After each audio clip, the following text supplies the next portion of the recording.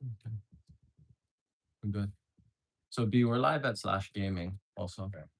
Okay. It's on the page here, Right. just so you guys can see like what we doing. This is kind of fun to be able to show like the back behind the scenes, Oh, man. but it's super simple. This links from the homepage, Okay. Yeah. and it's just straight audio. Yeah, that's good, bro. Yeah. Because what we like to eventually is kind of branch off in and do more stuff like this, or even like news telecasts, or that kind of.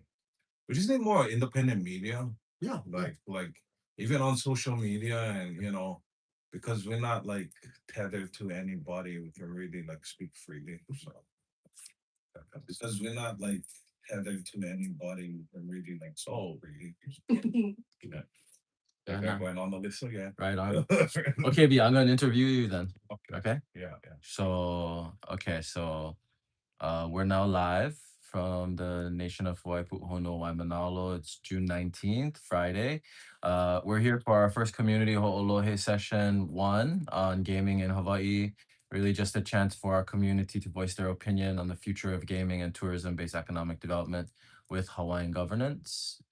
This is the first of many sessions that we plan to have here. Our intent here is really just to listen and to get perspectives from the communities that ultimately get affected by the decisions that happen here in the state of Hawaii, particularly Kanaka Maoli and Native Hawaiians.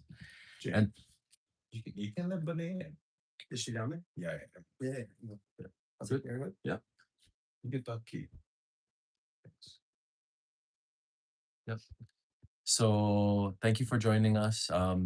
And thanks for kind of this last minute. Yesterday, our Vice President, Brandon Makaabava, gave a presentation at the Tourism and Gaming Working Group at the Capitol. This is a seat that Brandon's been sitting on for the past several months in an effort to explore what gaming would look like here in Hawaii, and also to put in the right legislation for potential gaming here in Hawaii. Uh, Previously, there was no seat, right? There was no Hawaiian oversight that was really planned at all, and so we're fortunate that we were there at the conversation, and Brandon was able to get a seat on behalf of the Native Hawaiian people on the tourism and gaming working group. And so yesterday, so there's been convenings every month, and yesterday was the Nation of Hawaii's chance to give a presentation on our recommendations for what gaming might look like. And I'll pass it over to Brandon. Just a little introduction to maybe give our stance, right? The nation's stance on and why we're doing this stuff. Yeah. Yeah. Thanks, Sean. Go ahead, T. Yeah, before we do the whole Lohe part, we just gonna I'm gonna talk first. Yeah. But basically the tourism and gaming working group was conceived, I think, like 2 years ago. So not this past legislative session, but the legislative session before that.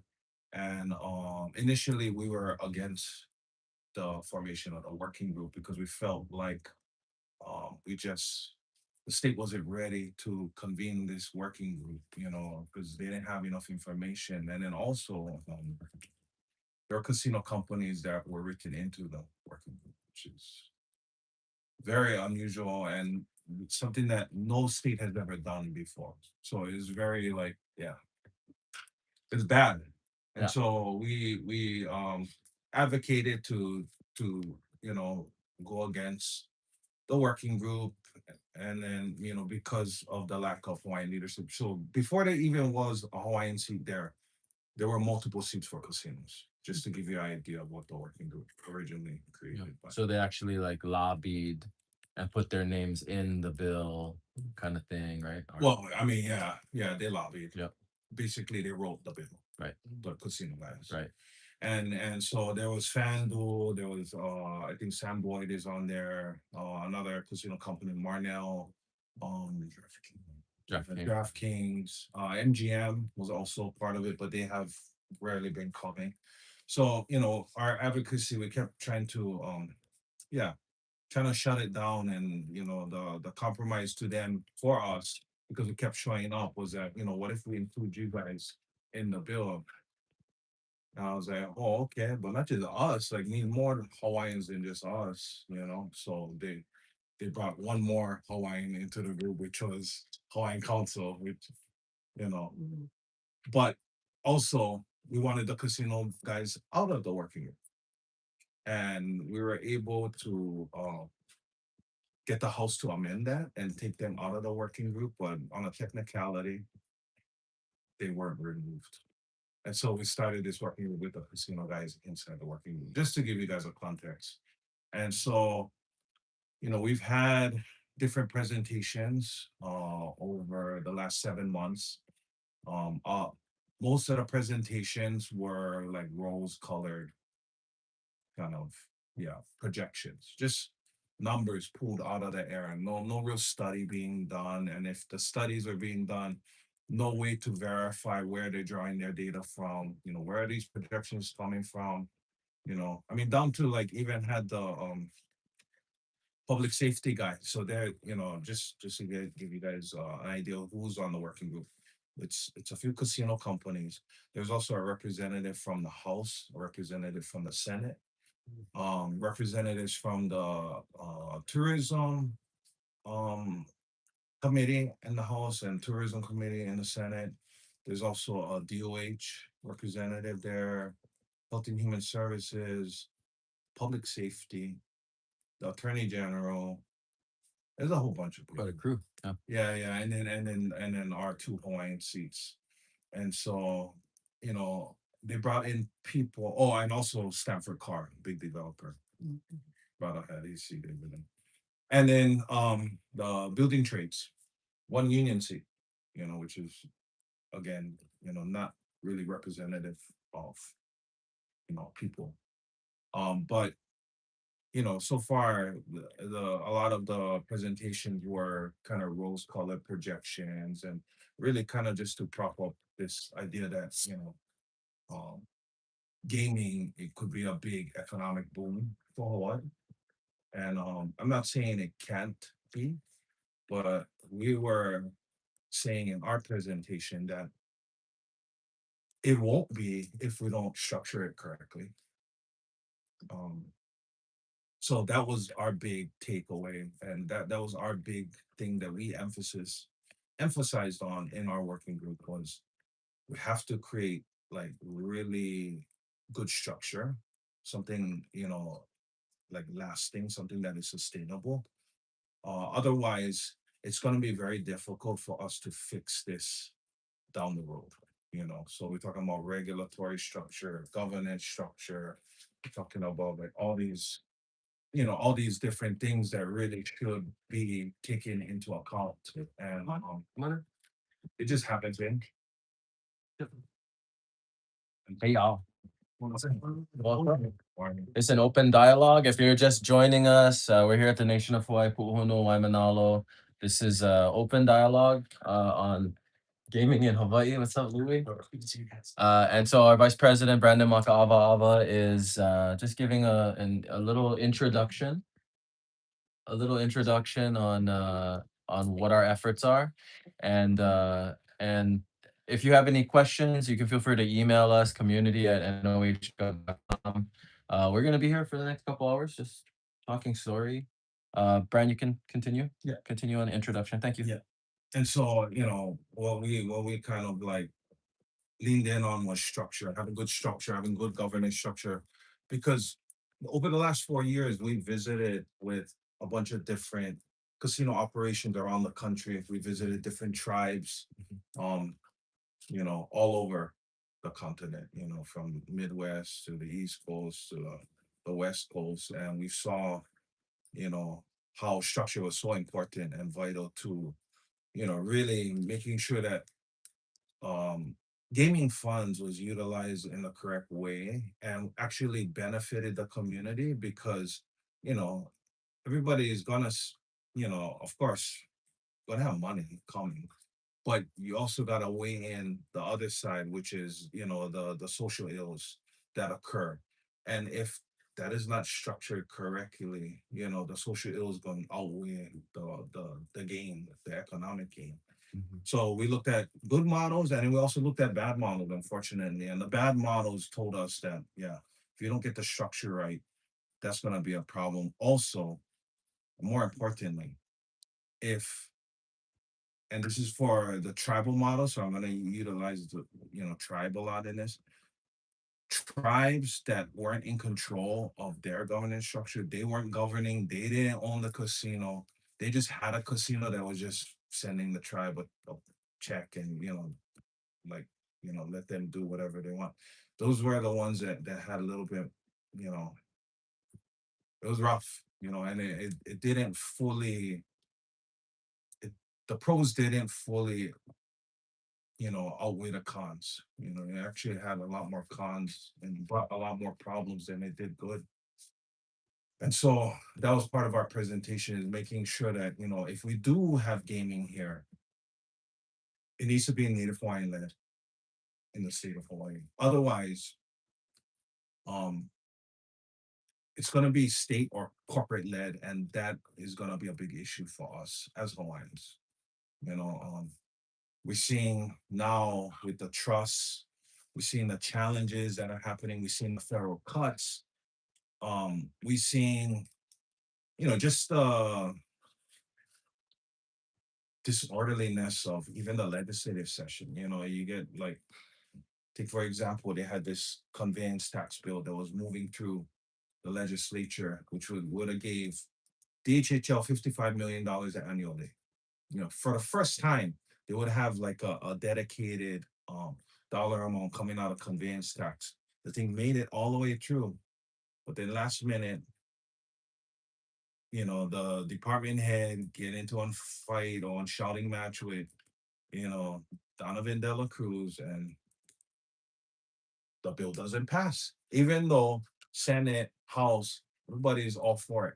You know, so this tells us that, having something state controlled, and the state saying, oh no, we're gonna put some money towards Native Hawaiians and all that, kind of trust that.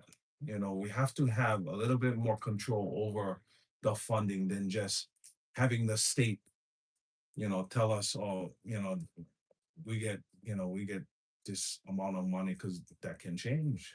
That always changes. And when the state says that they have a seat for us at the table, you look at the working group.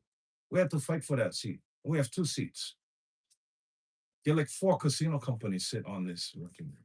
So that's how much the state thinks about our input. And frankly, I don't think they're going to have our best interests in mind. And so that was basically our presentation. It needs to be structured correctly. You know, um, it also cannot just be copy and paste from whatever Las Vegas is doing or whatever any tribe is doing.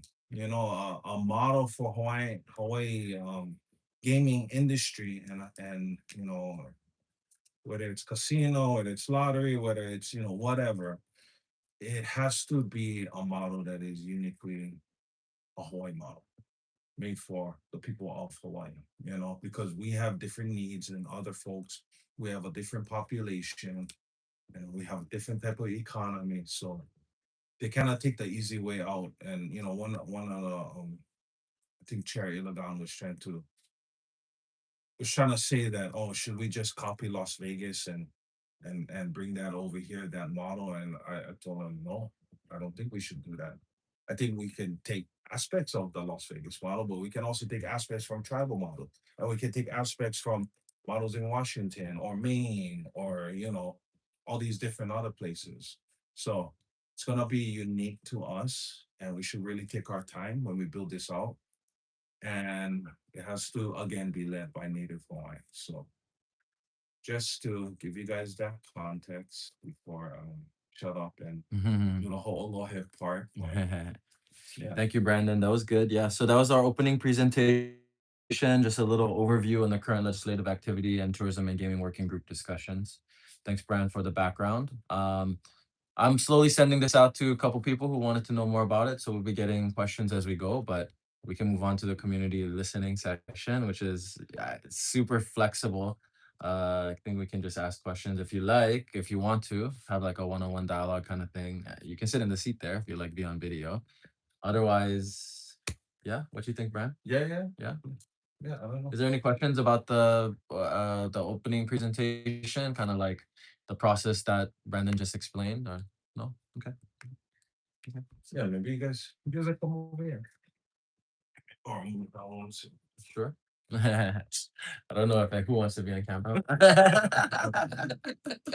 It might just be you, B. And that's okay too, because it's it's pretty rough. We're just gonna put the replay out. I think any feedback that we get, maybe we can add it, compile it to a list of some of the concerns. Yeah. So we just go as we go.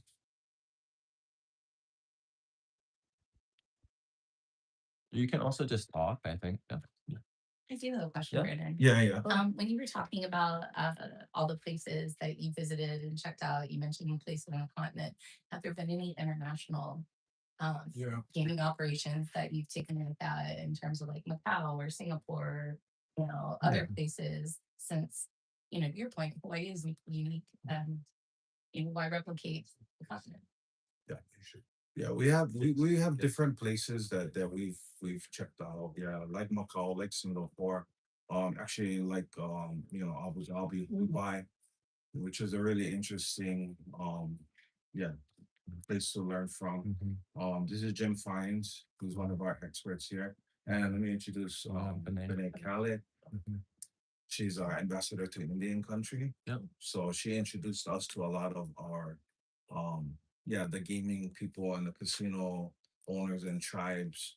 So we could really get an in-depth conversation with them. They could really give us their kind of pros and cons. But Jim worked over in Dubai with a few of our people that worked over there. So Yeah. he shared with us a lot of different, yeah, kind of different aspects of It's a great question because I think Thank you. Hawaii. I come from more of a tourism background. Um, Hawaii is such a unique place that when we started looking, I think more primarily like on the numbers side, it was really difficult to find a parallel that matches what Hawaii is because it's such a tourism rich environment. Population is somewhat restricted.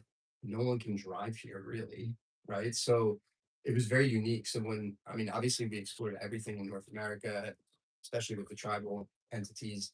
But when we looked international, there were some really interesting things that we learned from places like Singapore and places like the UAE. And when you look at a place like the UAE, which had considered gambling for a long time, almost somewhat similar to Hawaii, also had a lot of social concerns about it, with them more religiously, I would say. Um, so there was some uniqueness there in how they went about being thoughtful about the approach, I think. And also in terms of how important tourism is to those specific areas. So I think we learned a lot from the international jurisdictions. I think also yesterday, Representative Illigan brought up the question of like restricting people from coming into casinos and so on. There are places like Singapore that do that, right? So I think what Brandon was really trying to get across yesterday is that really there's no cookie cutter way to do this. There's an opportunity for us to learn from all of the mistakes that everyone else has made. And in a way, Hawaii taking its time on this decision, I think has been a great blessing because now the nation has an opportunity to learn from all these other places, both from the good and the bad, and put together something that is unique to Hawaii, but meets the needs of everyone. Because I think one of the things that we've learned along this journey is that there's a lot of different ways to approach this. And when you look at what the state is trying to do with tourism right now, in terms of less people, higher spend, that's a very specific demographic of tourists. And what we're concerned about is potentially that they might put something together that doesn't attract that demographic. And what we're thinking is something that is maybe even less reliant on gaming and more about the overall experience. And maybe it tracks back, that Japanese tourist that hasn't come back post COVID. How do we attract those international markets that are going to be higher spend? Also, maybe respect the land. That's what we're looking to achieve here. So, in a lot of ways, we're kind of looking to serve the interests of everyone at that table, whether they know it or not, because that's how this works. We're interested in this working, right? Not just getting it across the line and figuring out whether or not it should be done, but if it is done, it has to be done the right way because the policy decisions that are made today, future generations will live with, right? And I think that's why it's been really important for us to explore all those different jurisdictions, meet with 20 different operators, figure out who are the people that we actually want to continue conversations with, who's right here for the right reasons, and who's here for the wrong reasons. And I think we've learned a lot along the way. And this is like more due diligence, right? On behalf of the sovereign independent nation and the Native Hawaiians that we work for. This was our opportunity to kind of stand up and say, hey, what's going on? Like, if anything happens here economically, Native Hawaiians should have a say. Yeah. I think we're aggressive on that is because our polity law gives us the right, like no other people in Hawaii, to do this, to get involved in every business coming into Hawaii. Mm. When Brad mentioned yesterday that, you know, like cannabis was one of them, we should have been involved. We should have our own dispensary. Same thing, same idea. Emerging markets, yeah. And we did have, actually, we went to a casino in Malaysia. What was that? Genting Heights. Interesting about the casino in Malaysia. Hi, everybody. My name is John Kealoha Garcia. I'm the Minister of Commerce, Minister of Foreign Affairs. When we went to Genting Heights in Malaysia, it was interesting because it was actually controlled by the monarchs there, a family there. And they had the only gaming license from what I learned. And it was interesting operation. Very, Muslims are banned. yeah, and yeah, so there's a lot of interesting sort of rules, and you know, it was one operation and much different from US gambling, right? The games, different types of games, the rules, the style, right? And so it was interesting to see gaming in another country like that. Yeah. They're very mechanical over there. It's Yeah. like a big round circle, and every floor gets something going on gaming. Yeah. Unlike anything American. Yeah, we also went Maybe to Cambodia. We went to a game. We went to a casino in Cambodia. I forget what it's called, not Naro World or something like that. Really interesting, very high luxury. You know, but a lot of the same amenities, I would say, like, you know, amazing buffet and like multiple floors of gaming. Really heavy, like professional. I think you bring Yeah. up a really interesting point, John, which John. is like, I think when we approached this, we didn't have any idea as to what might make sense. So, talking about size, talking about, is it something that is an actual structure? Is it something that's digital? I think when we entered into the working group, it was a very narrow approach to what we were trying to figure out. And I think it's in everyone's interest to take a step back and maybe look at the conversation from a bigger, like, what is our actual opportunity here? And in my opinion, it's not to just finish the stadium. There's a real opportunity here to shift the paradigm, not only in tourism, but also in terms of social safety nets, which right now, as Brandon mentioned, I think are dwindling and disappearing by day. And I think if people had the ability to take on that kuleana themselves and provide to their people, and be less reliant, I think that's probably going to do a greater service to the community as opposed to maybe another approach. Mhm. But I think what John is mentioning is like there's so many different ways that we could approach gaming in the state of Hawaii.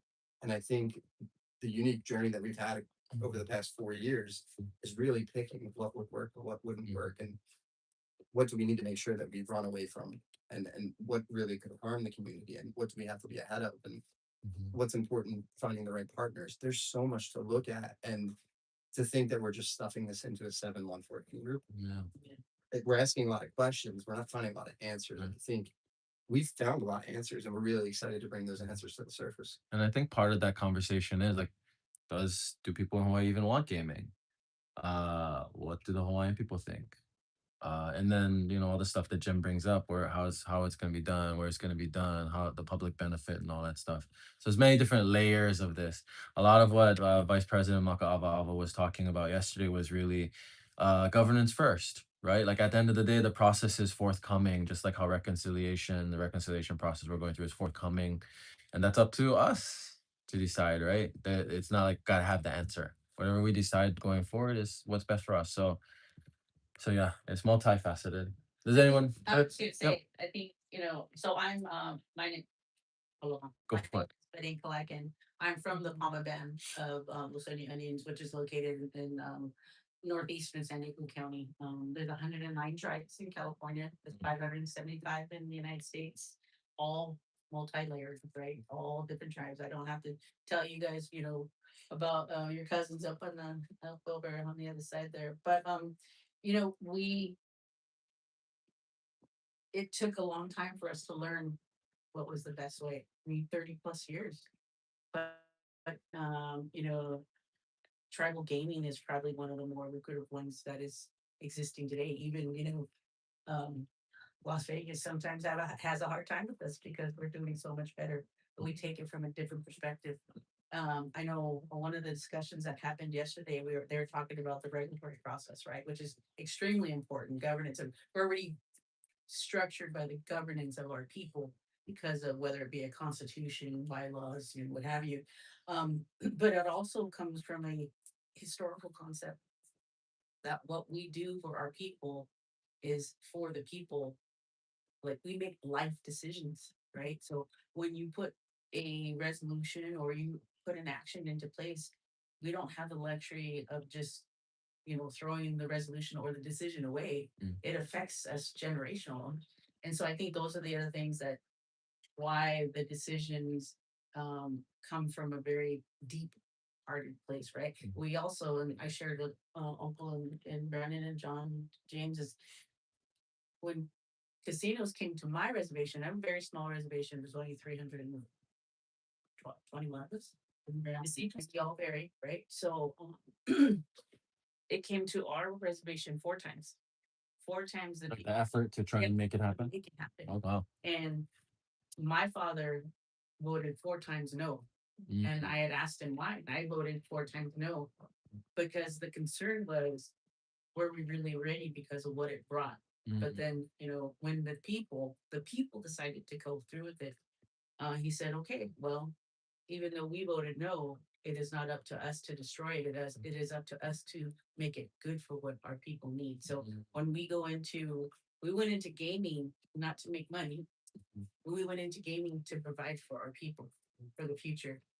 Because when the federal government threw us on the reservation, self-determination, they say, here it is, do with what you want. But the other thing too is, we historically gamed, and that's what I talked about with even the Hawaiian people. Traditionally, yeah. Traditionally, we did that. So class 1 gaming is what we did. So we play a game. We do the dice and everything, but it's called Definitely. And it's called Beyond, but it's a hand game, right? Different teams. We didn't long ago. We didn't gamble for money, but it was for land or with certain strengths. I mean, there's a whole reason what that our money was during that time, right? But now we're here today, and so we have that fight. So that's why we should be, at the table. That's why the Native Hawaiians should be at the table. But if you look at, he's my brother, a dear friend, Chairman Ernie Stevens from IGA, National Indian Gaming Association. Google him, look him up. He had been the chairman for the National Indian Gaming Association. Now it's called Indian Gaming Association for 20 plus years. Unfortunately, he passed away, but this year. But he always told the story about his grandmother and his aunties. They started bingo, and in their high school gym, and they used to fight because he wanted to play basketball, but they wanted to play bingo. But it wasn't just to play bingo; it was to earn money to keep the lights on. That is the essence of who we are as our native people, because that's how we look at it. But it was very structured still at that time. But I think, kind of back to what everybody was saying, it is the people, the governance, the structure, and then bringing everybody. There's so many different examples that are out there that you don't have to reinvent the wheel, but it does have to be about the people. And I think that's where it's I know it's kind of come back and forth here in Hawaii, but to James' comment, it can be very unique, extremely unique, to where it's not you have all the different concerns about gambling, over gambling, taking from a family's home, ensuring that that's not going to say. But if you look at it, we always say it's already happening. How can we control it? But also, how can the Native Hawaiian people be in the forefront, be the lead. Mhm. When the chairman made his comment about, you know, the different feeding into Native Hawaiian businesses, and he was going, you know, talking about, you know, different aspects. Mhm. But the one thing he missed, what I was telling James, was like, but he didn't say anything about land. Mm, And that was a big one for me. mm, It's like he talked about hotels, he talked about other, you know, things, and I'm like, but he didn't say anything about returning the land to the Native Hawaiian people. mhm, That stuck with me. And so I think this is where, I mean, for us as tribes, we're extremely powerful. Mm. Even the smallest, mhm, even the smallest of the tribes, mm, we are extremely powerful. And I hate to do, you know, I'm not the colonialism is not my forte. It's not even my vocabulary, but you also have to play the game, right? And but it's not about using their ways against them, but it is playing, you know, being able to have that political clout mm, coming together mm, and, you know, being able to push forward. But Mm. like I said, you know, we could talk about examples all day long, but um, you know, you can't say, oh, we will build it and they will come. that mm, that'll work, right? But it is about having the right partner. There are we learned, so Palma, after we get into gaming, we met up with some partners that did us wrong, and unfortunately we lead with our hearts mm, and we trusted them. But nowadays, oh man, we're not dummies, mm, you know. But so you learn from us, mhm. learn from the examples that we have, Yeah. you know. And Brandon's right, is we have gone and we have talked to so many different tribes at different levels at their accomplishments, hearing the negatives. I mean, my tribe suffered a lot, you know, but we're survivors. We did it. Now we have a casino. We're expanding and stuff. We're doing well, but it has really benefits. So we it's called tribal allocation fund that we developed, and so there's different pots. So exactly how we structure it, right? Which is education, health, Mm. housing. Mm. We even have a political fund area, right? Mm, So mm. nonprofits. They feed the community. So it's you know, it's exciting to be able to actually fund for people, because I would love to be able to be born 1,000 years ago and not have to deal with the world today. But reality is, and this is what I love about, you know, Uncle Brandon and John, is the consideration is not just the Kanaka, it's everybody that lives here. Because guess what? We can't send them back, right? We can't say, oh, you don't exist. Well, we're all in it together, but you got to do it the right way. So Thank you, Benet, for sharing that context. I think it's important to learn from our brothers and sisters in Indian country and share that knowledge. That's kind of how a lot of this came about. You know, Benet's been uh, participating and cooperating here with the nation of Hawaii, Uncle Bumpy and Brandon, for several years now, as part of the international diplomacy that we do in Indian country. Our president's seat on the board at the International Indian Treaty Council, and so Benet's been instrumental in really just ushering us into introducing us to different tribes and different tribal leadership. And so, and as you know, the topic of gaming is hot always, every year, right? And so, you know, a few years ago, we started going on the road and, you know, attending different gaming expos and seminars to see, like, okay, what's happening. Like ultimately sovereignty, you know, there's many different facets of sovereignty. Economic sovereignty has been the shift in the focus. Political sovereignty always will be. Economically, though, without resources, you have no options. And so just being really on that full Benet as our ambassador to Indian country, really taking us by the wing and actually re-educating, a lot of re-education about what happened in Hawaii and who Hawaii, what Hawaii is, who the Hawaiians are, and what the nation of Hawaii is, and what our mission is. So thanks, Benet, for helping to open our eyes there. Yeah, super important. Any other thoughts on that kind of stuff? Or Brandon, you want to say anything else on? Well, I Okay. probably listen to You perfect. you guys got any Yeah. questions. Or you like share anything, or you have any questions, or you like ask anything? No, no, I'm kind of just absorbing it all. Yeah. Yeah, I did. Well, I kind of just not questions, but in my brain kind of going like leverage. Huh? Yeah. Mm, You can leverage, can leverage the gaming against D mill or like like land back and stuff like that. So, mm, or even is there a big opportunity to kind of rebrand the tourism industry? Right? mm, I think tourism can be good mhm, if it's actually they're visiting Hawaii and experiencing Hawaiian things. mm, Say mm. tourism is good, but and I know we can't reverse time, but let's allow not allow, but do it the right way, Yeah, yeah. right? Because we joke about oh chicken wings and mai tais on the Yeah. right. No, Yeah. that's not the culture, right? Like, It's Some and that's why you talk blue, about we blue love Hawaii, some right? skirt. And I was saying, I said, and I talked to my friends and family. I said, hey, going to Hawaii is just not going to a luau. That's enough culture for you. Yeah, Like that's not even. it's not culture, right? So when you're talking about, getting them to throw Boyd out there, but how are you going to remove a culture, take it all the way over to Vegas, make all that money, and say that you're the expert about the Hawaiian culture?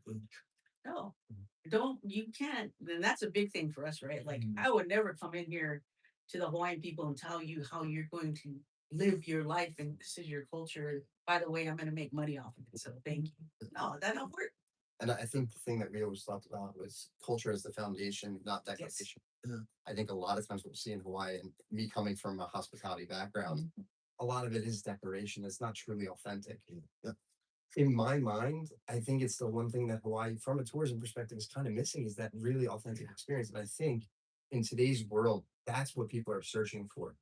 I struggle to go into Waikiki and see people fly from all around the world to come in here and shop in Gucci. Gucci. I was just gonna say that Gucci and Prada. Yeah, is that So, like, Just kidding. in my mind, before I ever stepped foot in Hawaii, I had a vision in my mind of what it would be. And honestly speaking, I didn't get what I thought it would be. I did when I came here to the Punua. That's what I was looking for. And that's a true, authentic experience. I think there's a way that that all marries in an authentic way, not as decoration, as Brandon mentioned yesterday, because for far too long, I feel like that's what the Native Hawaiians have been used for, is as decoration. So Just to throw this out there, kind of get some dialogue around the room. Who is everyone here for gaming, or like against gaming, or in support of gaming with caution, or openly? I think Anybody? as an individual, I'm open to gaming, but being used like kind of how we're trying to frame it, right? By Yeah. our people as a way to help our Mhm. people move forward. Mm. I'm not interested in a cut and paste Las Vegas model, Sure. because Hawaii people love Vegas so much, it makes so much sense to bring them to Hawaii. That kind of, I'm tired of all the people in control deciding. Like Ninth Island kind of Yeah, stuff. yeah, yeah, yeah. Okay. And then I was gonna add to some of the stuff too with the tourism thing. Yeah. I went to this conference at UH and it was about like returning to people, like returning to who we are. But the concept they brought out was we actually are living people alive today. So sometimes we gotta pull the people forward, right? And it, kind of let people know like this is Hawaiians today, and this can allow us an opportunity to have power to kind of control some of those big narratives that Yeah. these companies that been exploiting Hawaii has been using for years. Right? So Sure. it really gives us agency. Yeah. Like this is who Hawaii is. And this is what we can be. Because if you look at Kalakaua time, right, there was for progress. There was looking at different models to help Hawaii move forward. So that's it. That is Hawaiian culture to be looking forward. So, Yeah. but the key, right? We gotta be looking forward, not others exploiting us and telling us it's progress. So You had something, Uncle? Just thinking about what. So, can I Uncle, ask you a question actually? What interested you guys in hearing more about it? You come from a culinary background, you mentioned. What was it that brought you in today to hear more? Well, I come from a culinary background in terms of profession, but I'm actually a culinary kumu out of high school. So for me, it's twofold, right? It's looking at culinary from the standpoint of a profession, but also looking at how we're educating our kiki, how are we raising them up, what are the structures surrounding that? Because that's what I see um, as problematic right now is especially here in Hawaii. I feel like the way that I'm told to teach and the structures I'm told to teach are are contradictory to the way most of these kids live their real lives. And so, same thing, there's this conflict, right, between what's being imposed and what's authentic, what's organic to these kids. And so, from a culinary standpoint, yeah, one of the things that I've done since taking on this role is actually doing a capstone project for my seniors, where it's a farm to table, where it's a 5-course meal. Everything has to be locally raised, grown, and sourced, right? But it's not demanding that they make this, right? It's giving them full autonomy to take everything from their lived experience and put it out for the people. And so, from a tourism standpoint, same thing. That's not what I see when I go Waikiki. That's not what I see when I go to a lot of places at the different islands. So, I would love, I'm kind of, some people can't see the forest for the trees, right? I sometimes can't see the tree for the forest. So in my mind, I'm over here, my wheels are turning because I'm like, oh, you know, structurally, some of the beautiful renditions you guys have done of housing here at the nation. And I'm like, wow, can you imagine walking into a casino that looked like that? You know what I mean?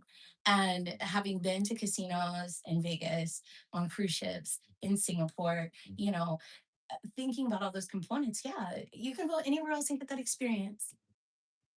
But Hawaii's special, So how do we take that feeling and make it real?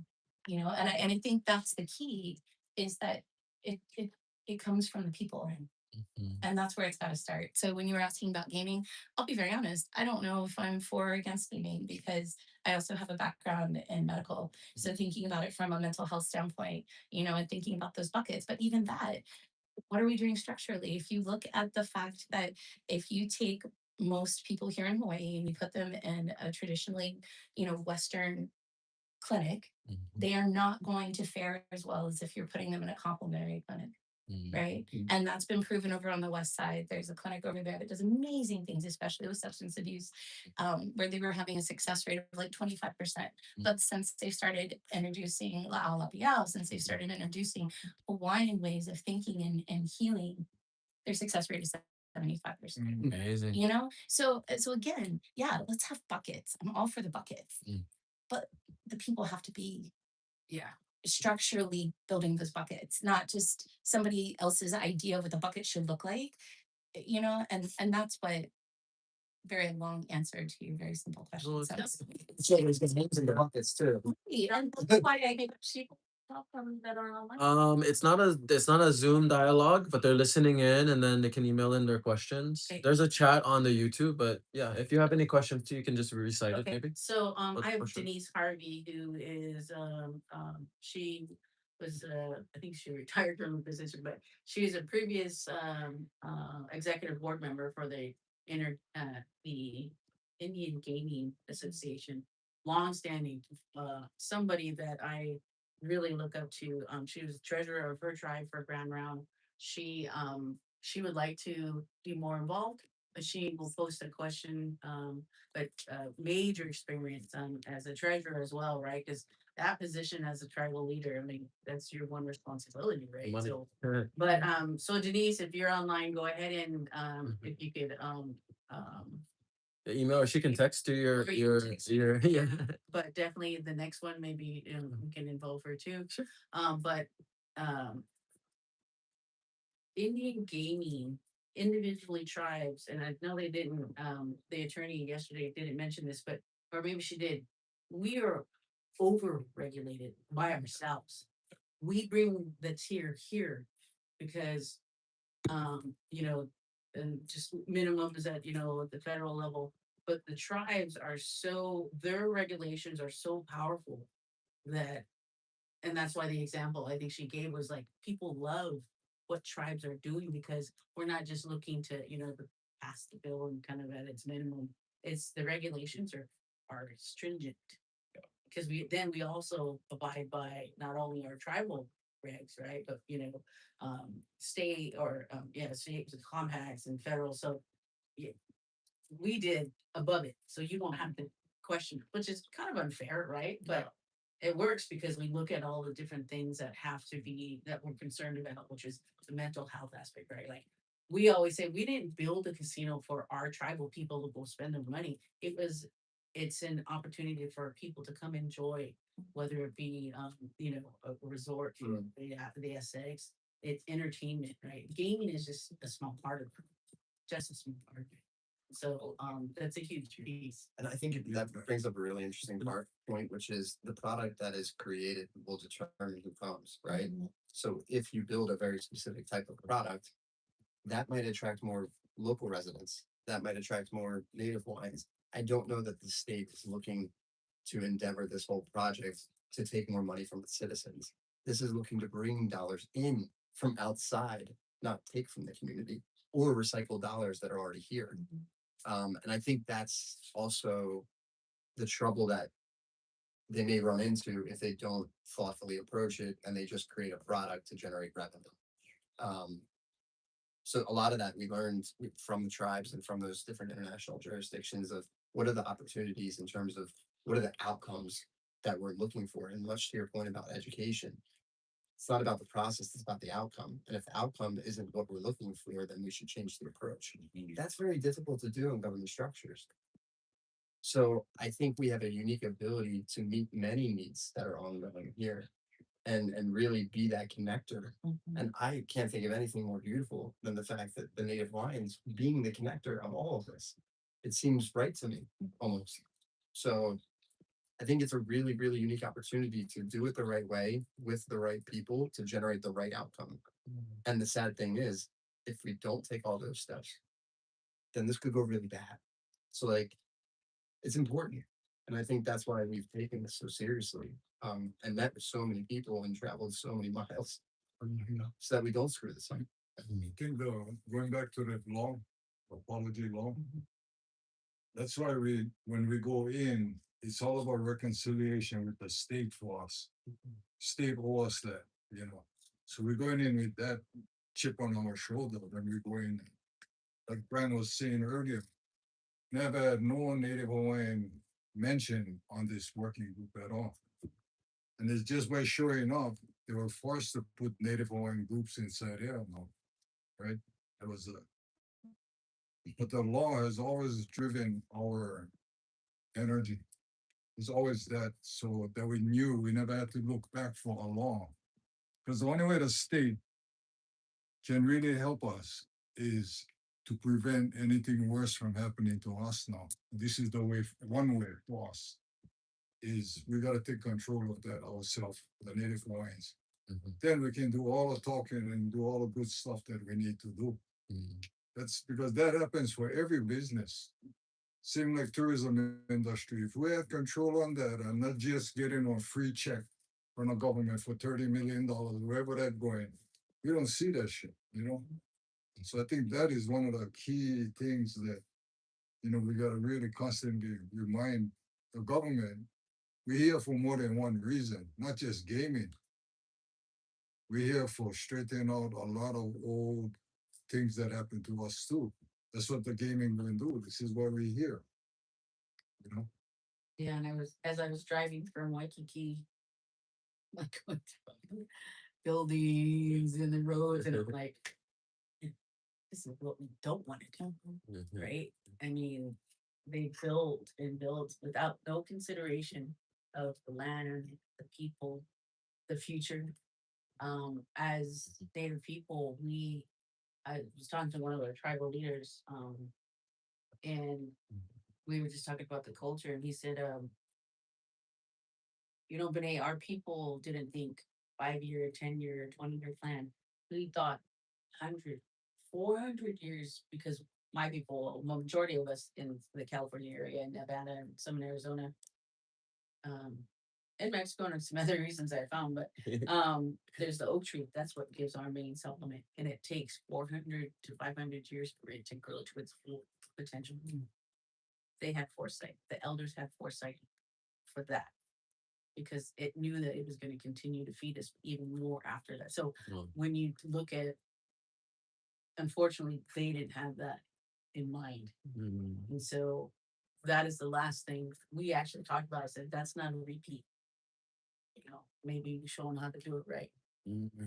So there was just a study that was released from the University of Kansas, and it was talking about land back, right? And talking about how returning lands to indigenous peoples is really the new model for land management and city planning. Yeah. And there's more and more of that. I mean, you look in Washington State where dams have been removed, and all of a sudden the ecosystem is flourishing. And I feel like, to your point earlier, where you were saying, what it sounds like this working group it doesn't realize is exactly that. By giving control and opportunity back to indigenous people, it's going to solve a lot of these problems that are self-imposed. Yeah. And I mean, we look at Waikiki and the flooding with the Kona lows. We look at the hurricanes that might come this year. A lot of those places are facing real problems.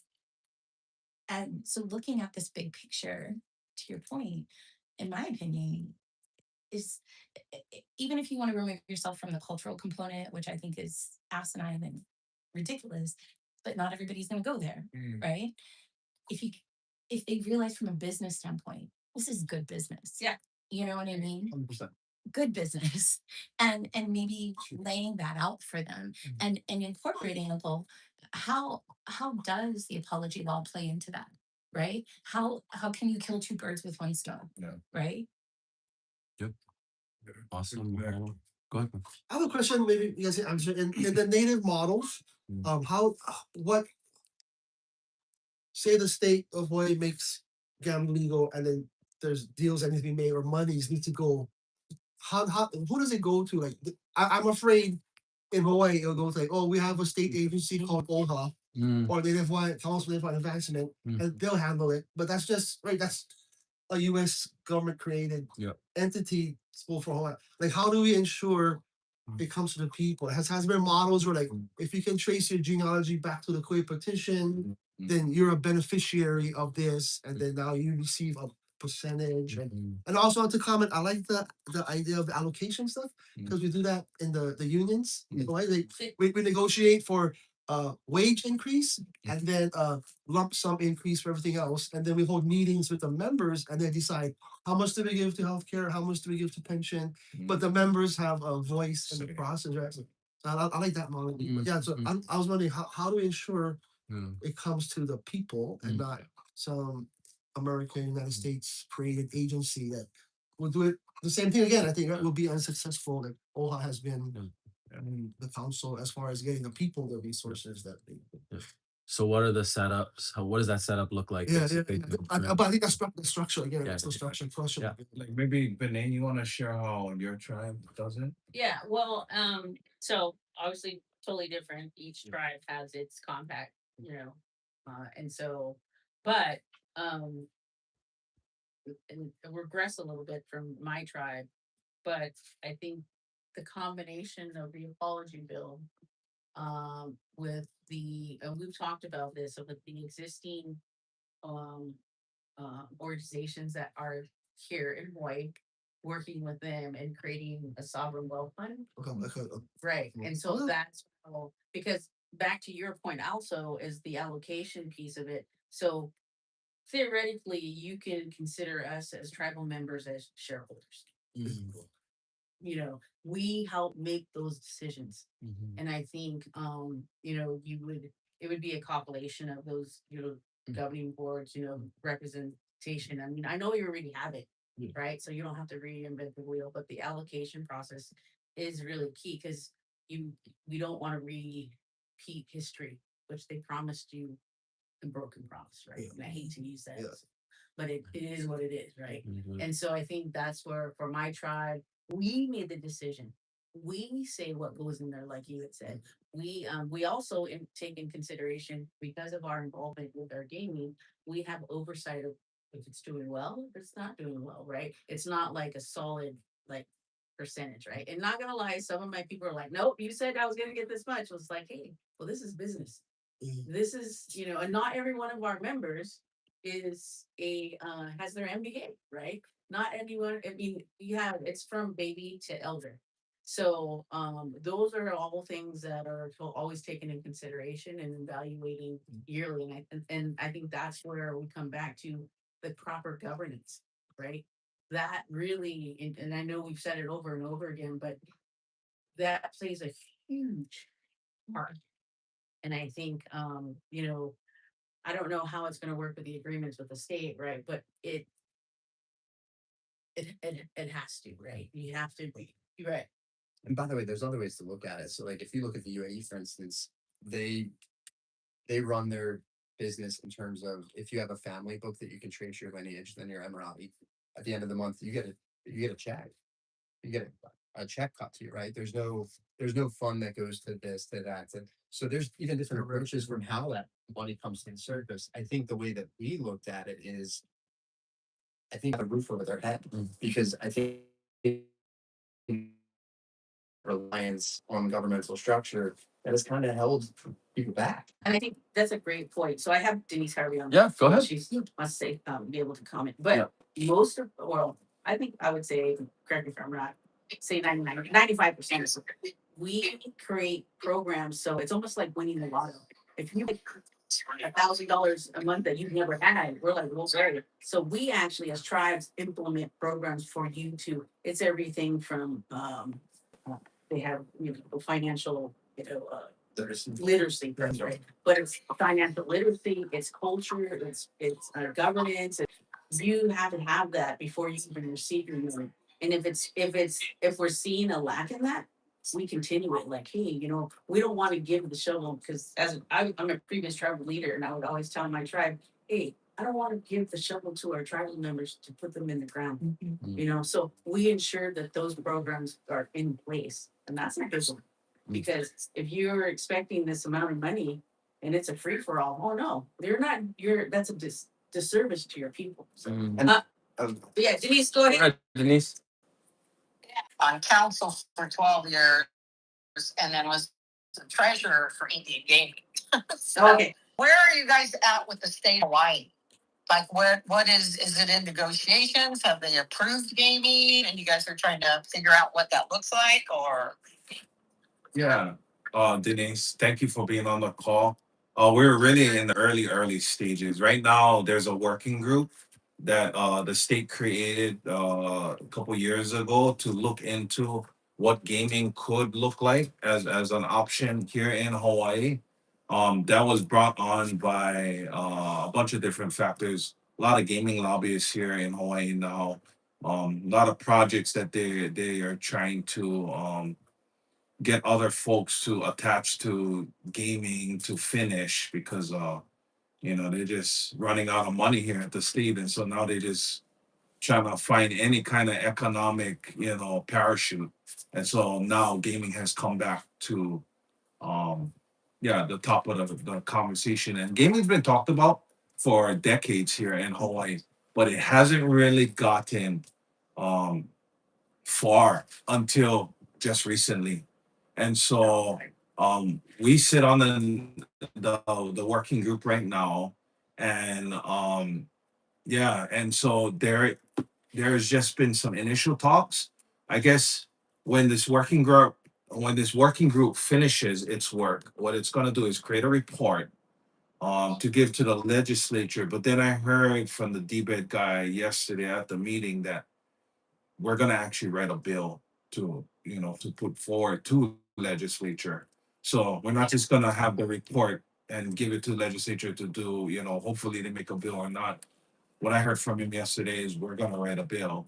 So I guess we're going to write a bill, but it's really early on. So it sounds like with the state, they're looking at gaming as in the state for themselves too, not just exclusivity to the Hawaiians. Yeah. There's no discussion. I mean, because that's part of, like Benet brought up the welcome promises and trust responsibilities. And so they're not only they're looking at open up gaming as a whole. Yeah. And then you guys just want to be able to participate. It would be great if they were giving you some sovereign right to gaming. Right. And not everybody else. But Right. it sounds like I don't know the state's going to go there or not. I mean, back in the day when we got gaming approved, none of the states had gaming. Right. So it wasn't a discussion. It was just we had that sovereign right. Yeah. And nobody else did, which was great. It's not that way nowadays. And like in Washington State, they did get exclusivity on sports betting, which was actually pretty surprising that the state gave them that exclusivity. But really, I mean, if everything was perfect, we would have that exclusivity as our sovereign right, the broken promises, trust, responsibility, all that. They should give us that. But that's what I want to just, like, as you guys are talking, making sure that, and you can even maybe do some polling on what do the locals, do the local people want it to go statewide, or do they want to just give this right to the Native Hawaiians? Does it need to, is it more of just a business for Hawaiians and not for the entire state? Because you know what's going to happen? You guys could build the most lavish resort ever with your Hawaiian dollars or whoever investors you get. But, you guys are in Hawaii. You're one of the most desirable places to go and to do tourism. There are going to be multiple people that are going to attempt to, become a major competitor to you guys in that. So that's why as you guys were talking, I was like, how do we create or secure some kind of niche for the Hawaiians that somebody else isn't going to come in and just completely override them with their investments in the same industry. So, Benet knows too, all the tribes, we all, every time somebody wants to put up a new casino, there's all this opposition and this and that, the competitiveness. And so that's just something to think about in the how that gets initially established, making sure you have community and commercial all support, because what often happens when these projects start, then you've got a group of people from whatever industry or a group of community members that don't want it, and then they create all kinds of red tape. And so doing those polling and surveys and all that stuff is really important, so that you have that to kind of back you as you move forward. And hopefully you can do some of that polling that presents a voting option that is more geared to the preference of the Hawaiian people. Because, you can put a survey out there and they're like, yeah, let's do gaming in Hawaii. But there's nothing that curves out the Hawaiian piece of it. It's just a commercial business now. And it'll go gangbusters. I mean, I know I've talked to Hawaiians in all the years I go over there. My husband used to get mad at me because I get into all these business conversations with Hawaiians when we're on vacation. He goes, you're on vacation? I go, I know, but the Hawaiians have been done so wrong. Just like our native people, and I want to share that. I want to share that with you guys because, you guys haven't, it hasn't been fair. Yeah. And then I just, I have lots of ideas, when you talked about, like the revenue sharing, that has something that we all have to do. I think in California, you guys just give that money to the general fund for the state. In my tribe, we created a foundation. So all of our revenue, there's 6% of our revenues that go into this foundation, and then we give it to nonprofits in the state of Oregon. And that has worked great. We get all the recognition, we give some library or some school, 100,000 or 200. The tribe gets the recognition for giving that money. But really, it's all part of our state compact that we have to give. So instead of us giving it to the general fund of Hawaii or Oregon, we give it to the nonprofits and the organizations that help the local people. So not many tribes have that set up like that, and I know our tribe has been asked many times about that, and how you develop that in the very beginning.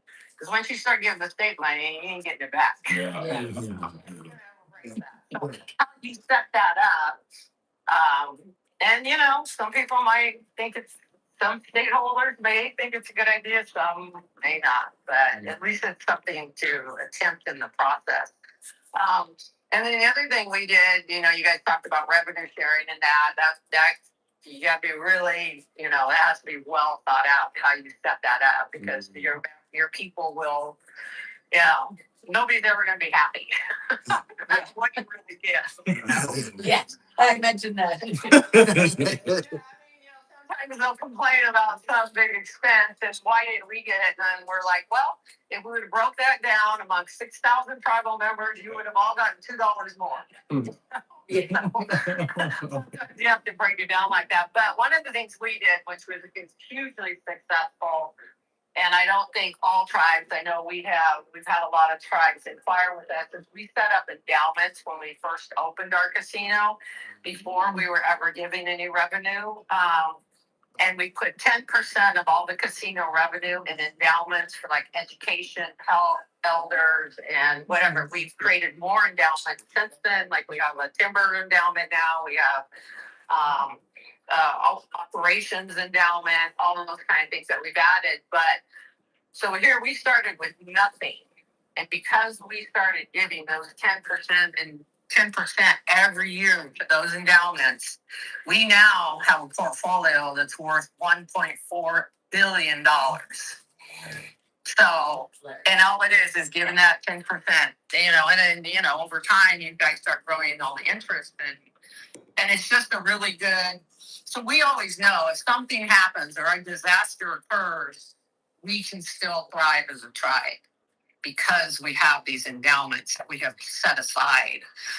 So making sure that your people kind of, when you set up that endowment or that revenue per capita type setup, just make sure your people understand, this 10% goes over here because this is for our future. This ensures that we're safe and have what we need to continue if anything should occur.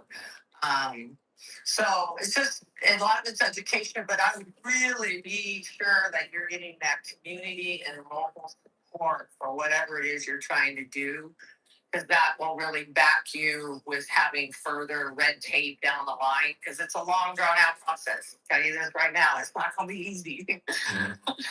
So just being aware of those little steps that you can take to protect yourself down the road, I think is really, really important.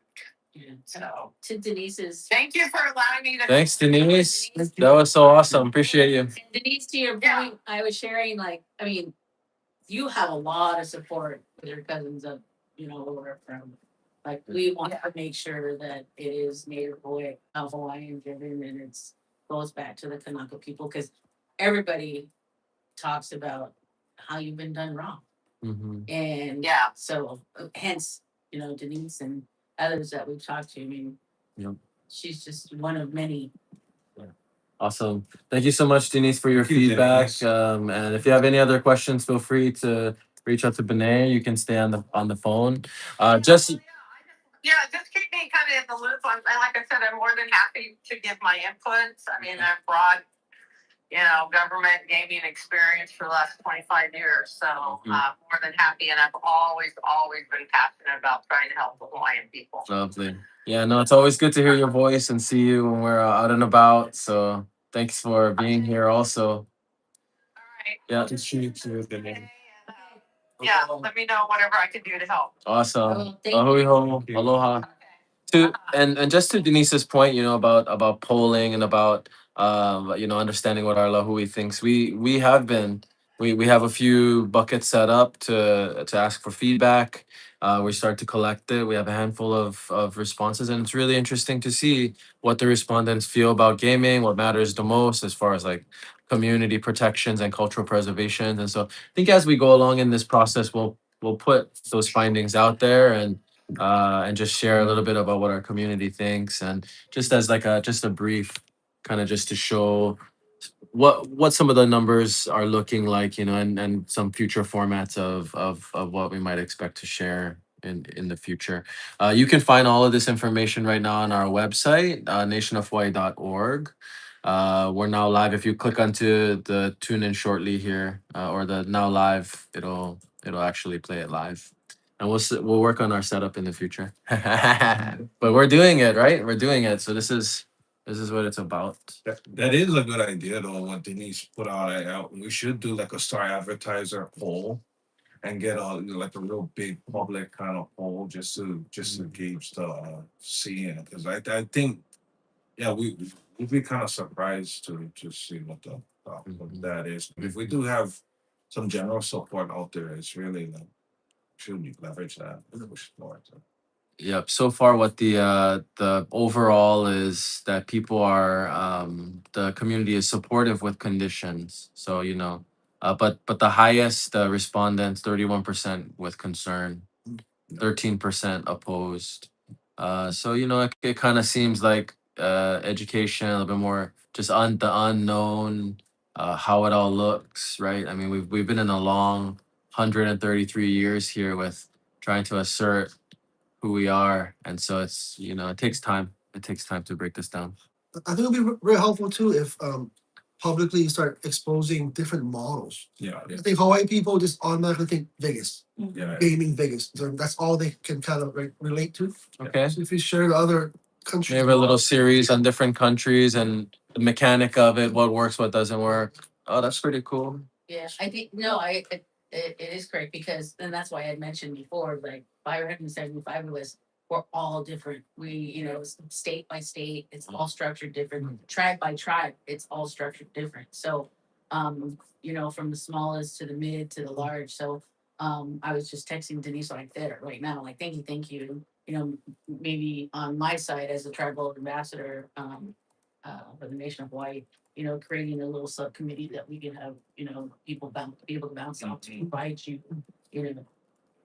those examples. And because that was why I wanted to be here, because, as a tribal person who lived through the process of establishing gaming, we lived through it, right? So everything from the beginning to people coming in and selling us a dream, right? And how we had to do that. So as a person who doesn't know anything about gaming, that's where we all were. Like, we had no idea. Like, who do we trust? Who do we bring in? Is it a management company? Is it, everybody else? Is it, the funders? And yeah, everybody's trying to sell you your dream, but they did a lot of wrong things, and but I think for the community members, it is a time for them to really learn and be able to ask and pose those questions. And there's no reason to reinvent the wheel, but there's a reason to pick the proper And learn from it. right? Yeah. I think the other thing is, and Brandon mentioned it earlier today, was we had an opportunity to just put the facts out there. Yeah. We don't report to anyone. So Yeah. when we release our report and all of our findings, here's what we found out. Like, I don't have to hide something on page 47 and hope that people don't find it. Mhm. I'd rather get all of this out there because this is a community effort. So we present everything, and we would love for everyone to find it as interesting as we do. I can't say that that's going to be the case, but we're trying to explore different ways to actually get people interested in it about it, right? Because we want to meet people where they're at. We want to hear people's feedback. We want to make sure that we're building this as a team. But and we're trying different venues to do that. So the neighborhood meetings, neighborhood board meetings, sending things out on the internet and using social as a platform. But this is a community effort, and we've really tried to take a listen first approach to this. Yep. And when I say listen first, not only by the community, but to all the experts that we had the ability to tap into, which was really awesome. Like, we did go out there and meet with the people who are at the forefront of this industry, not just primarily in North America, but all around the world. Yep. And it was a really interesting experience to meet some of these really cool people and see what they built and look at the ways that they've helped their people and try to figure out what that looks like for Hawaii. And we actually, real quick, we actually had the opportunity to even meet with the author of the Indian Gaming Regulatory Act and sit down and understand Pachanga, the Pachanga Casino started off in a couple of trailers, or 2 tables, and it's pretty amazing to put it out there and do your best effort and kind of see where it comes out. Tried one interesting was Susina in Canada. Yep. Because they ended up getting to the point where the utilities, the water and electric, they ended up putting in the infrastructure. Then they negotiated with the county or the state to receive monies from the transportation. All the time, They- and 100% of it. Country building. Yeah. It was really, I was like, wow, it's mean. Yeah. To get yourself from tribes gaming and all that to actually infiltrate through the land. You know, the utilities of that. And you know the Canadians, they have a total different lifestyle than us on the Yeah. American part. The other thing too is what I'm noticing as we started to not started, but I can't believe it's been 4 years and we've been working on this and doing all the steps, but the amount of knowledge that the outside world is gaining about the true history of the Hawaiian people. The overthrow, the apology, everything, and you know, um, it's of course people know Uncle, right? And so it's people understanding his fight. It's just amazing. I mean, I hear from people all the time like, man, I didn't know that. It's like, yeah, I pay attention.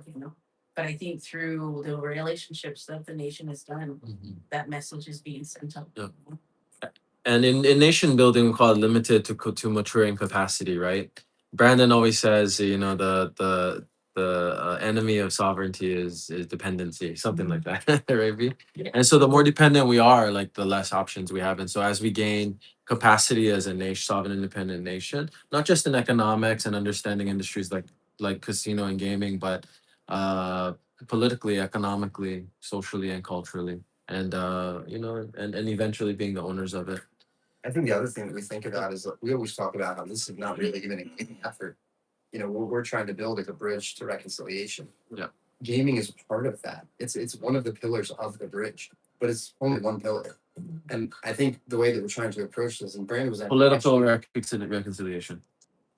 I think Brandon was asked this question yesterday by the representative, which is like, or no, it was by I think The UH guy. UH, where he was like, well, why are you guys picking this up? This is the working group. If you guys want to talk about health services, if you guys want to talk about housing, happy to get a seat on that working group too. But this is what's in front of us today. This is what we have an ability to potentially control. So we're going to have our voice from that perspective. But this is just one pillar, the reconciliation. It is not the only one. There will be many others for us to build that bridge. But at least it's one pillar. Right on, Jim. If you're just tuning in, this is we're at the Nation of Hawaii, Pu'unu Waimanalo. This is our community ho'olohe session 1, talking about gaming in Hawaii.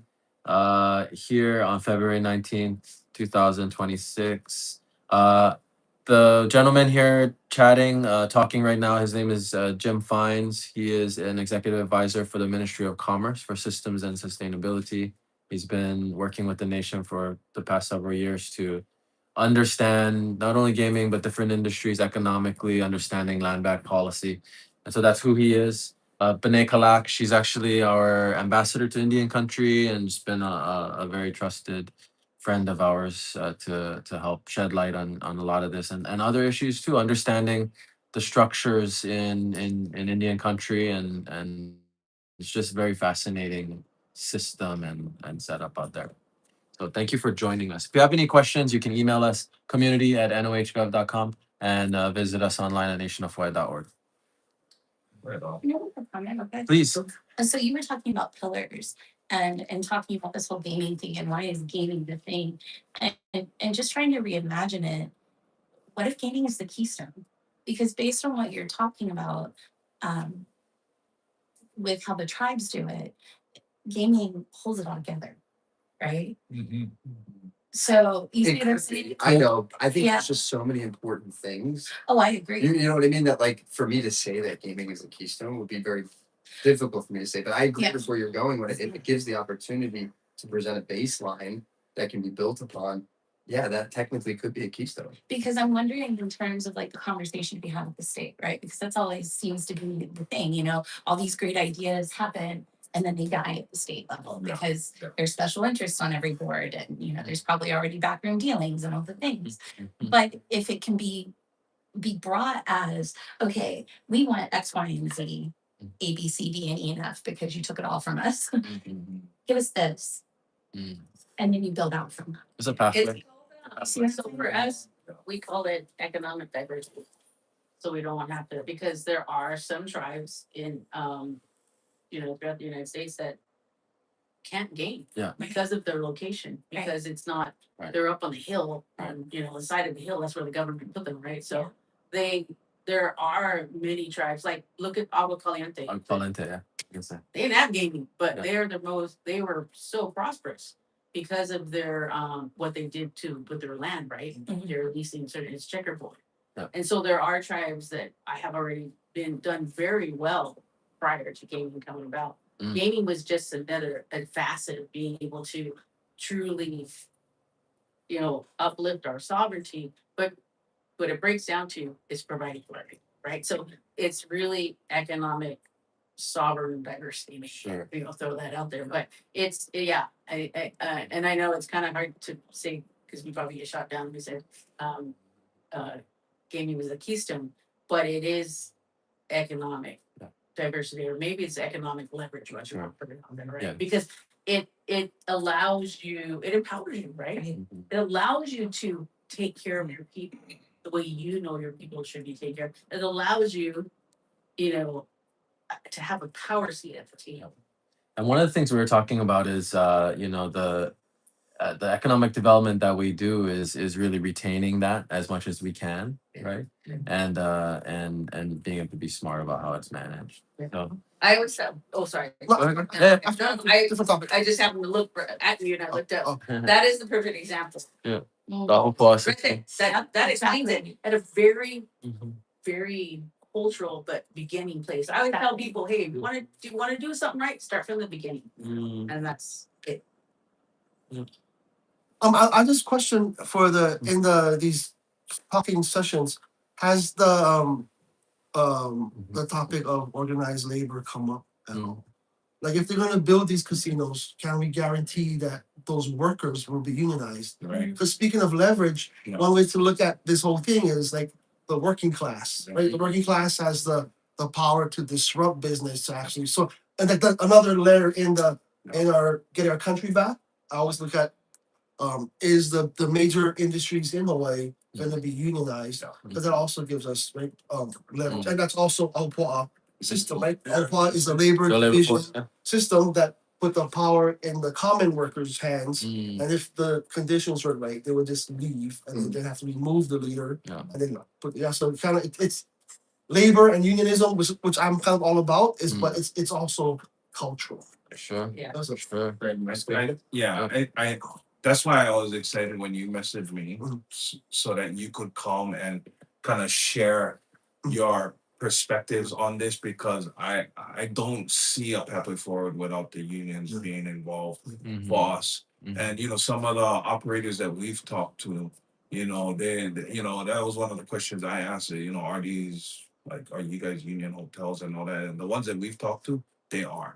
So when they said that, I was like, okay, that's one less issue we're gonna have to hurdle over. And not that it's an issue we're gonna have to hurdle over, but with with whoever we work with, we want there to be more alignment than non-alignment. And I feel like if we can pull the power from the unions, pull the power from the Hawaiians, pull the power from just working class people, to really see that if we do have gaming over here, it cannot be corporate led, or just you let the guys at the Capitol, just sell us off to a corporation, and then it's like, oh yeah, state run, but really it's corporate all the way, and so yeah, bro, I think it's vital. And it really can. I think the way I see it too, it really can help us have that other layer of protection in there. Yeah. If you ain't doing these promises, Yeah. we're disrupting work. Yeah. Until you bring these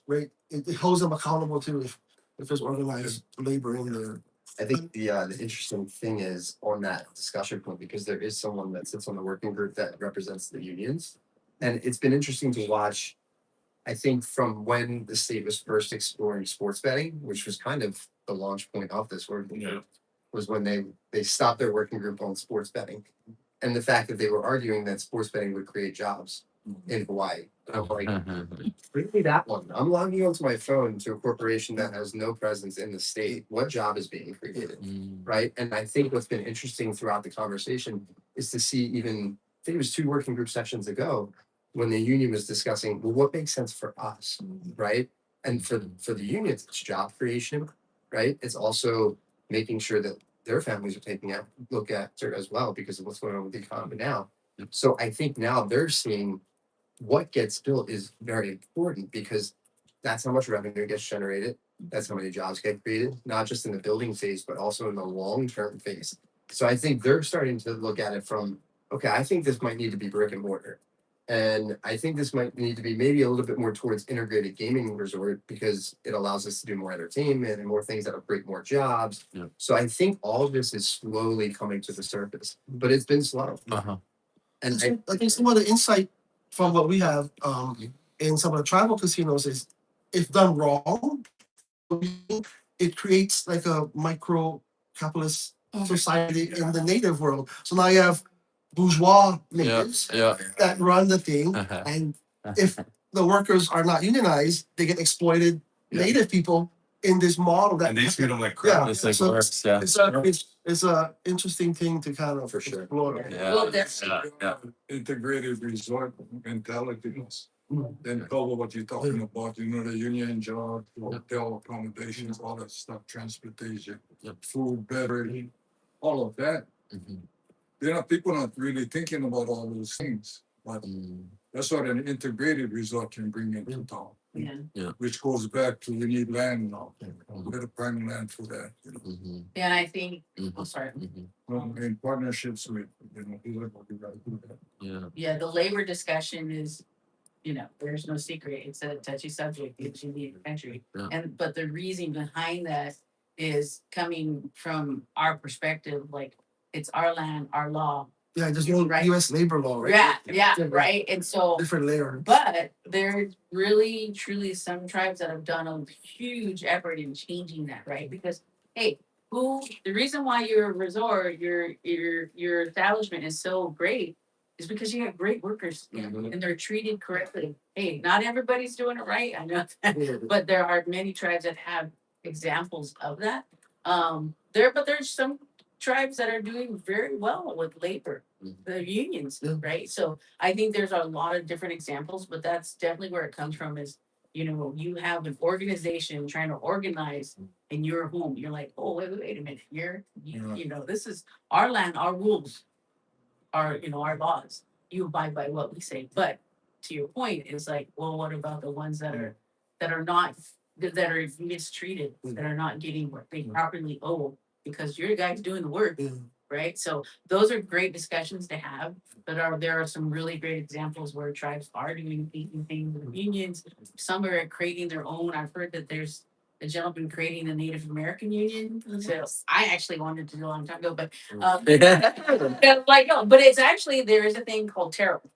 So that we have under I think it's federally developed, but tribes have created their own tarot programs where that is where individuals, where there's jobs open that you get, that threshold of what you're due. So there's like several different examples, but again, because they have that federal, recognition, but there's I love the union discussion we had the other day. It's So interesting. yeah.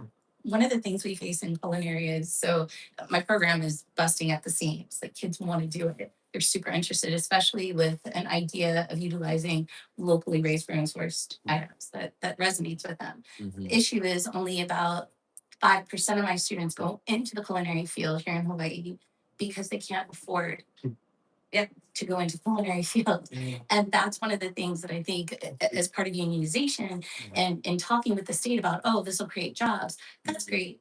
There are jobs, but what are the jobs that are going to sustain and not just sustain, but allow people to thrive? You know what I mean? And that's a bigger question. So when thinking about taking care of the community, instead of thinking about it solely as a business and solely as a capitalistic individualistic gain, we start taking care of the people from that place first, right? And that feeds into the education process, right? And it also feeds into ag. Like when we're talking about who are we going to go talk to and who are we going to get behind us? If I know WCC right now, I think it's by 2030, they have a mandate that they have to use, I think it's 50% locally raised grown and sourced items in their kitchen. Well, it's great. What if we, have the opportunity to do that? So it's not just land back in terms of homes and ownership, Mm. but land back in terms of agriculture and culture And setting the standard. and setting the standard, Yeah. right? Because anybody can go anywhere and get a good chicken wing.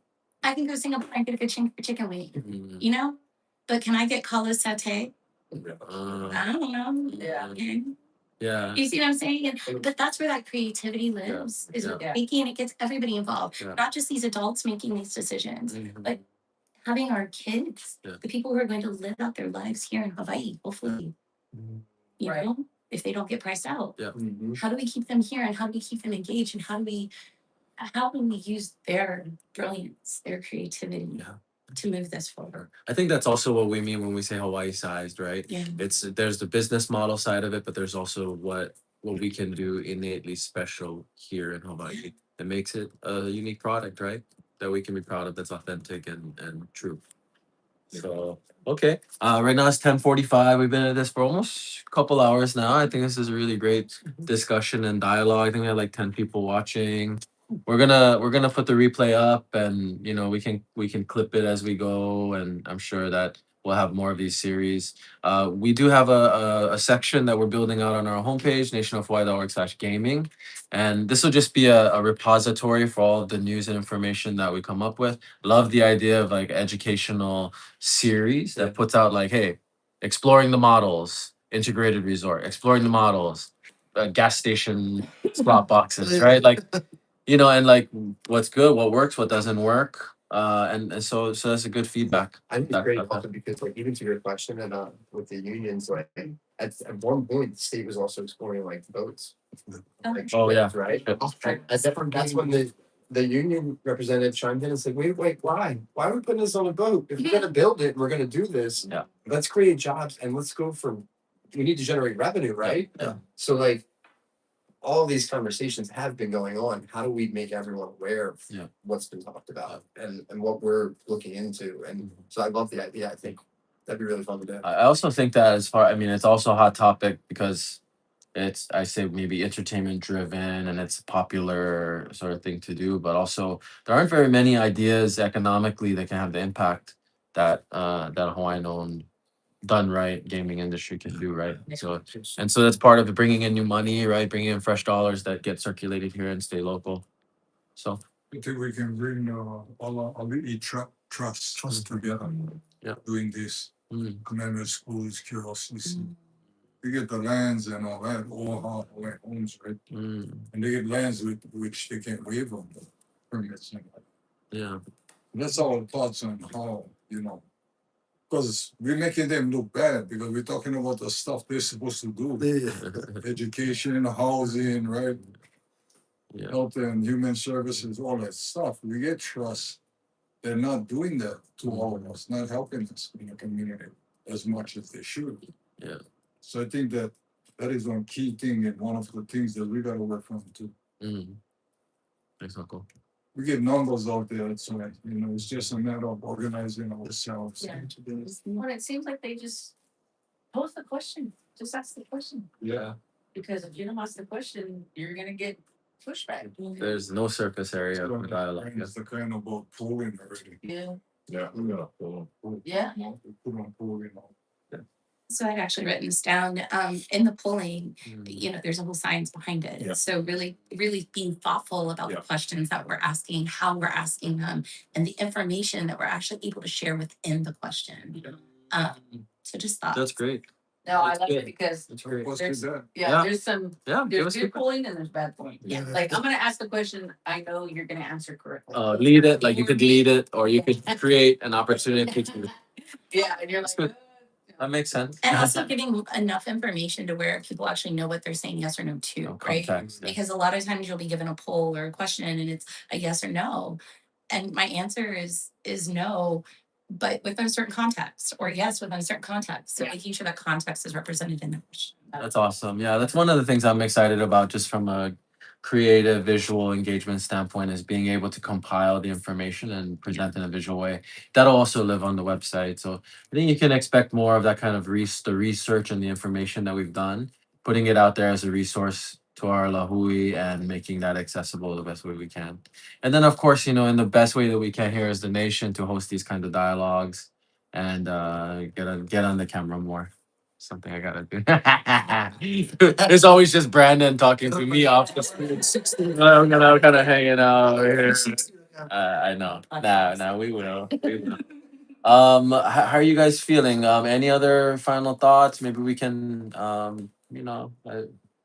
if you guys want to talk about anything else, or if We'd we're love to keep feeling, this feedback loop open as well. yeah, If you have a conversation with someone that would like to learn more, yeah, please bring more people to us. yeah. So Some ideas. I have a couple of handout kind of things, and then yeah, go ahead. Go ahead, share. About what you just said. What ideas, but I want to share them off camera. Oh, I thought you said mafia. No, I mean, okay, let's be realistic about that too, because the reality is that I know where my gaming rooms are. Yeah. Not mine personally. You know what I mean? But I know where gaming rooms are. You know what I mean? So it's already happening here. Yeah. It's just not regulated. That's what I said. And we see these FBI raids and all this stuff. And I mean, shoot, it's happening in school hallways. It's happening in bathrooms. Shoot, it's happening in class sometimes. And you gotta, so it's also happening in houses where you don't even know. but that's what I'm saying. You can give a couple other people if you like it. To the FBI raids, guess what? Quick handout. The FBI raids are also coming, they take from the budget. Oh yeah. So why can't, I mean, if you're spending the money to already do that, I mean, it should have, that's why the regulated Right. opportunity needs to happen. Right? Yeah. And I think it was frustrating to hear how many when I first got involved. Like, I mean, I know I have some guys that do some executive protection for me, and they run them. I'm like, It's hard to get like good data on this stuff. Numbers get thrown around all the Oh time. yeah. And then we looked into like a lot of these studies, and then when you pull back to the origination point of that data, it's not actual like concrete data. Right. So we had to go back, and what John did a great job of also when we put a lot of our information out is we actually score our own sources on how we think that is this great? Are we cautious about this source? Like Yeah. as open as we can be is where we're trying to be. Yeah. Because we don't have all the answers. We'd love to hear more and get more input so that we can go track down the additional questions that people have. Because we're just a group of individuals trying to figure this out. Yeah, and I think that's being a good steward, right? Not only when it comes to these kinds of business concerns, but also the INA that we're about to put our hands in, right? And that stewardship. And you brought up about the mafia part. You look at what Vegas was. Oh gosh. And it still has that participation in it, right? Yeah. Not as heavy, but it's still there, right?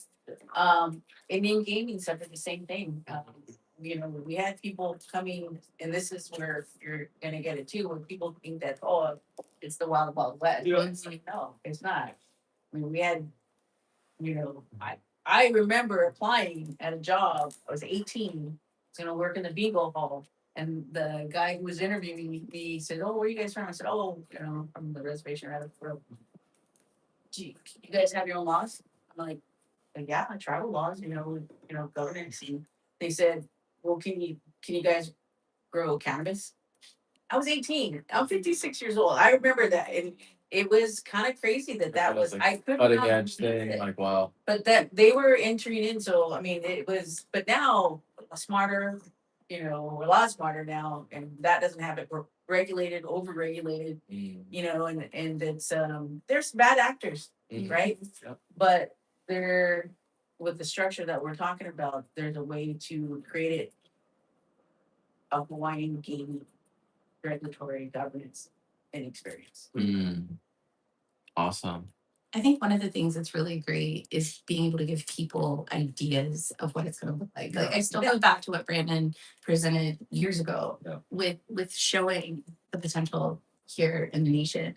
And in my mind, I'm like, what if you started putting those out and getting feedback online? What do you think of this one? What do you think of this one? Okay. Like developing, because I think part of people's expectations come from what you show them. Sure. Right. So if you don't show them anything, it's gangbusters. Let's go. Yeah. You know what I mean? But if you show them something that's beautiful, that's Aina based, that's culturally based, there's respect. They come in with a different feeling, right? It's that whole broken window theory. If you have two cars, one of them has a broken window, it's gonna get trashed. Versus the one that doesn't, people are gonna take care of, right? So show them the car. I like that. I like that. I'm super visual. Yeah. Super visual. Is that how we all learn? Yeah. We learn through visual people. That's See how, picture. right? That when I talk, I paint a picture. Yeah. And so, yeah, we have to communicate with the people how they receive it. The other thing too is the plan. Like, let me know how it's gonna work. Yeah, you don't have to give it to me all, but at least give me an outline, right? Like, how does it start, right? How does that begin? You know, are we coming together? And I mean, you want to draw the questions as well too, right? Because that's probably the biggest thing that we all do is, you know, we'll have this session and someone will go, well, does anybody have any questions? And we all sit there, just kind of wait, right? But if we can have something that will help create dialogue. Yeah. And that's awesome. We get the chance to get better at creating dialogue, right? And sharing that and creating the system that we can all like expand and grow through, which I'm super excited about, being able to put up as much resources as I can to support all this dialogue. So it's awesome. And yeah. Feel free to give to your neighbors or to your friends, whatever you think. Yeah. And then maybe if we were talking podcasting. I mean, Yeah. maybe if there's an opportunity where the people that you can reach out to. Yeah. Maybe there's an opportunity just to have dialogue. Sure. It's not always going to be the best dialogue, but that's what you want, right? You want those bad questions or the questions that will, cause us to go, well, it's not but no, yeah, you want those. However it looks. Yeah, Yep. I think we need more information than less.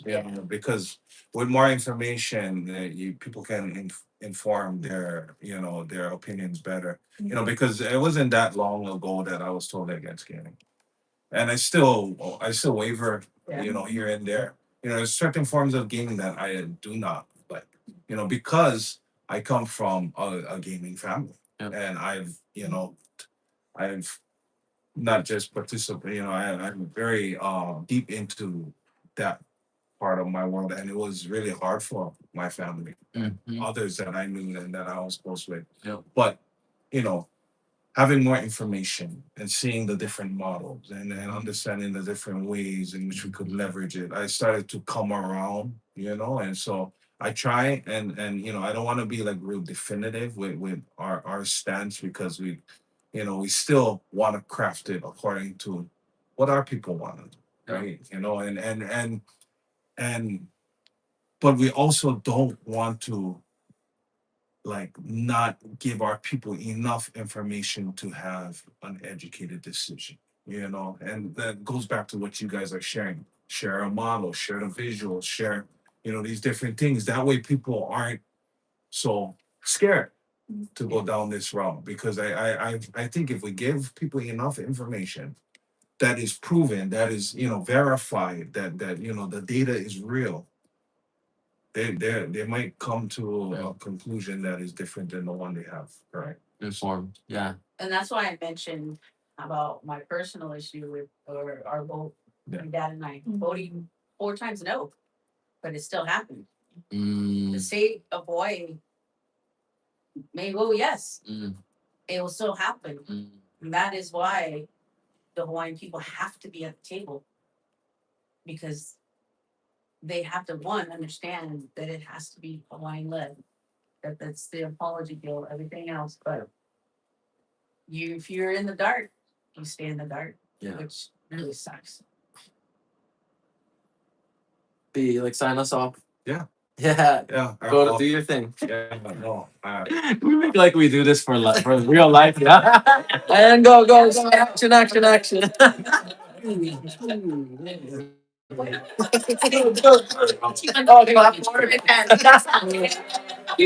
You know what? I'm gonna bring the clapboard next time. Her fan. Okay, wait, try go. And action.